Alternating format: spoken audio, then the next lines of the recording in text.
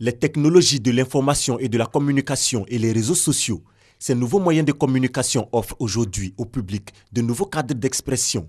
On les utilise pour dénoncer des faits, exprimer des mécontentements, décrier certaines gestions des affaires politiques, économiques et socioculturelles. Aujourd'hui, on voit même que même la plus grande puissance du monde, qui est les États-Unis, le président là-bas, il s'exprime beaucoup à travers un média social qui est Twitter. Et donc, c'est dire que nos dirigeants aujourd'hui ne font plus fi des médias sociaux. Et déjà, que les dirigeants s'intéressent aux médias sociaux, c'est déjà un plus. Souvent, on a besoin de leur parler, on n'a pas accès à eux. Mais quand on se retrouve tous sur la même plateforme, on peut poser nos revendications là-bas et ils peuvent voir de façon directe. Et souvent, on a vu que ça a permis de changer certaines choses dans nos pays. La technologie est un outil clé pour promouvoir la transparence et consolider la démocratie. Cette opinion est expliquée à ces jeunes, des activistes des réseaux sociaux venus du Mali, du Burkina Faso, de la Guinée et de la Côte d'Ivoire. Ils renforcent leurs connaissances sur la contribution de la technologie à l'amélioration de la bonne gouvernance. Ils vont apprendre à utiliser donc les vidéos interactives, ils vont apprendre à utiliser les SMS, l'envoi de SMS de masse, ils vont apprendre à utiliser les logiciels, les outils de cartographie. La jeunesse doit donc s'appuyer sur les médias sociaux et les TIC pour participer à la bonne marche de la société. L'action bénéficie du soutien de l'ambassade des États-Unis en Côte d'Ivoire. Notre objectif est de non seulement favoriser l'innovation et d'accroître l'engagement du public dans les problèmes de gouvernance, c'est aussi de créer un cadre de jeunes leaders capables d'utiliser ces compétences techniques pour promouvoir la transparence et la responsabilité. Et c'est pourquoi vous avez été choisis. La transparence et la bonne gouvernance sont des éléments essentiels du leadership économique et politique. Elles sont à l'origine de la stabilité d'un pays. Bonjour à tous. Laetitia Manizan, vainqueur de la première édition du concours Ma thèse en 180 secondes. La candidate de l'université Nangui Abrogoua qui a présenté sa thèse sur le thème « La détermination des points et facteurs critiques de contamination par les aflatoxines le long de la filière arachide dans la région de Korogo » a su séduire le public et le jury en démontrant que l'amélioration des conditions de séchage et de stockage peut aider à réduire la contamination de l'arachide par ces toxines et préserver la santé de plusieurs millions de consommateurs. Initié par l'Agence universitaire de la francophonie, le concours Ma thèse en 180 secondes vise à permettre aux doctorants de faire comprendre des années de recherche en 3 minutes à un auditoire profane et diversifié. Il a aussi pour but de développer chez les doctorants leurs compétences en communication. Le public n'a pas le temps.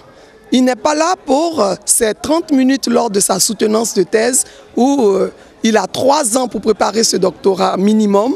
Donc, il a 3 minutes chrono pour être concis, précis, clair et se faire comprendre. 13 candidats issus des universités et grandes écoles publiques de Côte d'Ivoire étaient en lice. Laetitia Manizan a été doublement primée à ce concours.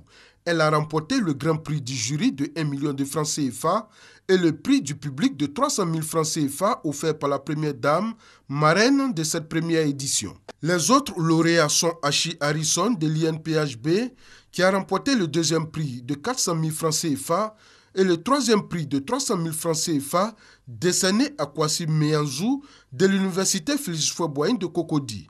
C'est donc Laetitia Manizan qui représentera la Côte d'Ivoire à la finale internationale le 28 septembre prochain à Liège, en Belgique.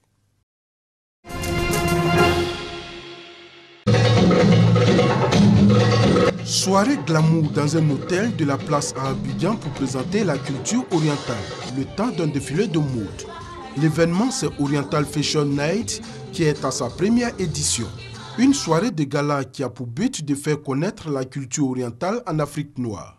Oriental Fashion Night m'a été inspiré du fait que je me suis rendu compte qu'en Côte d'Ivoire, et en particulièrement en Afrique, les Orientaux sont plus nombreux.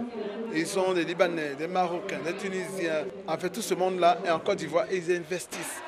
C'est un peuple qui est mis à part. Donc on veut, à travers Oriental Fashion Night, amener nos créateurs à pouvoir avoir le marché oriental.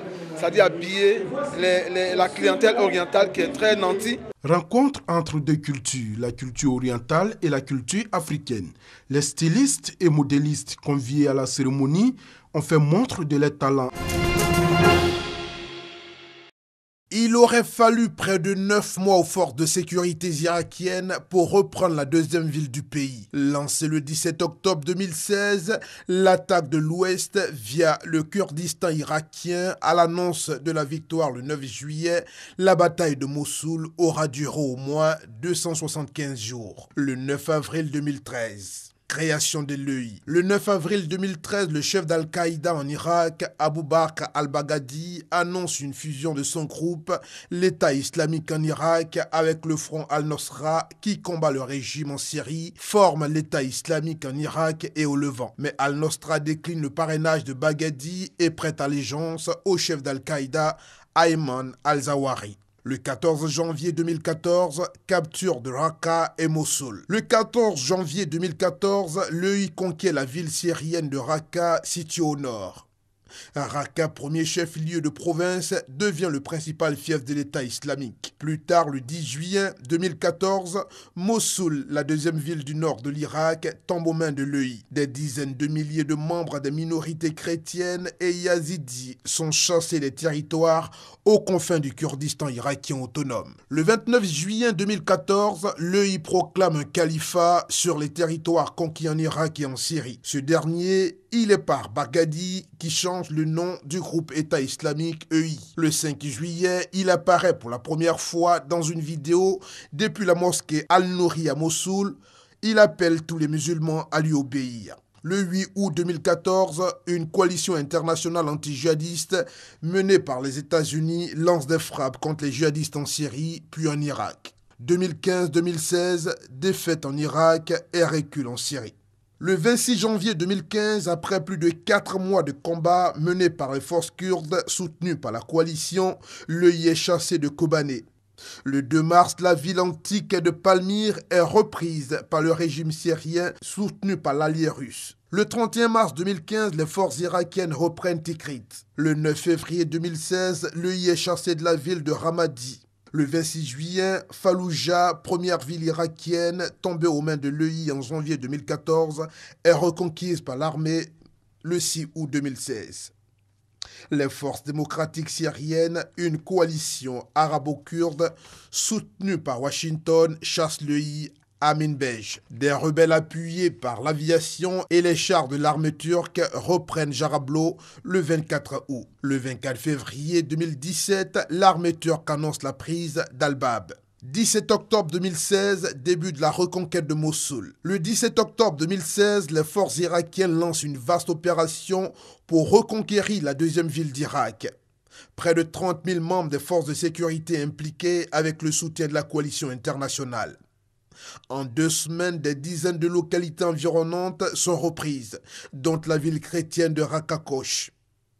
Le chef de l'EI, Abu Bakr al-Baghdadi, appelle ses troupes à lutter jusqu'au martyre. Les 8 et 13 novembre, les Peshmerga, combattants kurdes irakiens, reprennent respectivement Bashika au nord-est, site antique du Nimrod, le 8 janvier 2017. Les paramilitaires du Hashd al-Shabi, dominés par les forces d'élite du CTS, atteignent pour la première fois le tir depuis l'Est. Le 24 janvier, les forces irakiennes annoncent avoir totalement libéré la partie Est de Mossoul. Le 6 juillet 2017, les forces de défense et de sécurité lancent l'offensive pour reprendre Raqqa.